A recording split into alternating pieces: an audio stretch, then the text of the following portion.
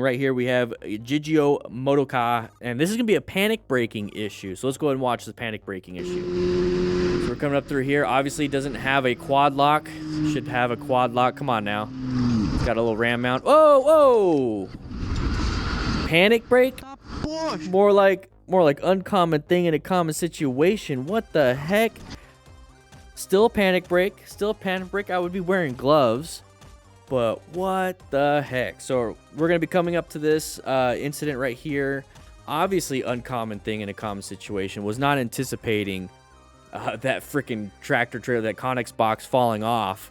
Yeah, side of the container, J-Ron. We're going through here.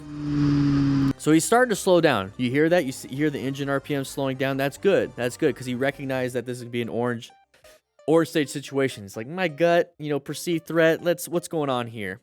But he wasn't anticipating this crazy thing happening. So there it goes. It starts to fall over. Now we panic, though. So this is the panic brake. Now this is going to be that a little bit of a breakdown of mental and physical performance. We're going to smash the brake instead of doing progressive brake pressure. That's what you want to be doing, is progressive brake pressure, squeezing it, finding that escape path, because at this point you might not be able to stop in time. We have to escape. We're going to escape to the left. It looks like everybody over here is escaping to the left too.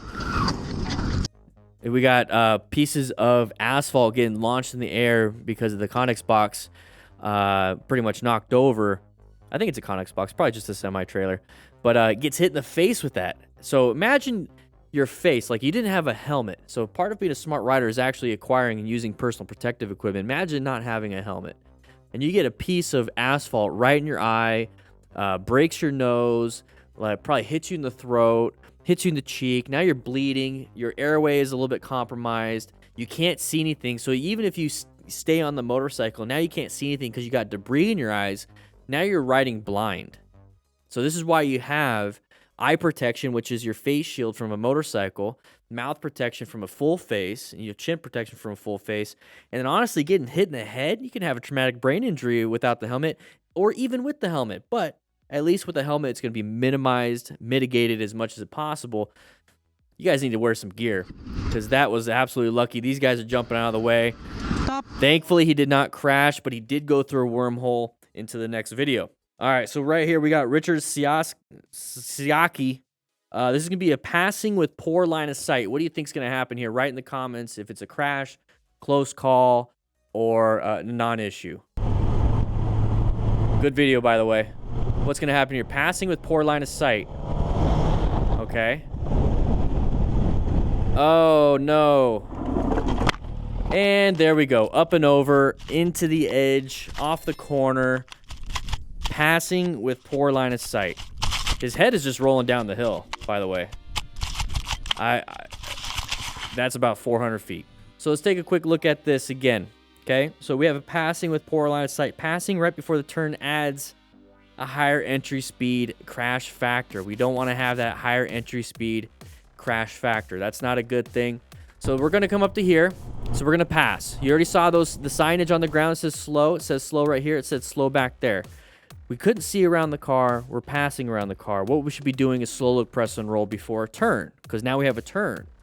But we're speeding up to pass the car, so we're not slowing down. We can't even look. So we're going to come up here. We increase our speed. We're not using our quad lock, which you guys can get a 10% discount with link in the description. We're using just a ram mount. But anyways, we're going to come up to here. And now we have to slow down. We have to position for safety. That's part of the plan method. Position for safety. Now we're positioned, but we don't have enough room to do anything. So that's one of the big problems. So we shouldn't have passed. We should have waited till after the turn. Maybe we're trying to keep up with our buddy, but if we're talking our Narcardo Pack Talk Bolds or Blacks or the edges that we have, the Pack Talk Edge, which I absolutely love, you could be telling them, hey, I'm stuck behind this car. I'll come catch up to you after the turn. Maybe slow down a little bit. So that's what I would be doing. I would be doing this. Because one of the problems now is that we are going too fast for this entry speed, and we start to panic. We're starting to brake, he's starting to shift around, and now we're going to go off the edge, okay? And then we're going up and over, so it bucked him up because he hit a bump. And look, he's going to go straight nosedive into the ground, face into the windshield. Imagine that going like right there. Like the windshield just, you're like, with no helmet. Okay, you want to see how he got these scars? It's not good. So make sure you guys slow down before a turn. Don't pass when you have poor line of sight, especially if it's before a turn. And if you have communication system, tell your buddy or let him tell you, hey, we're not doing that, okay?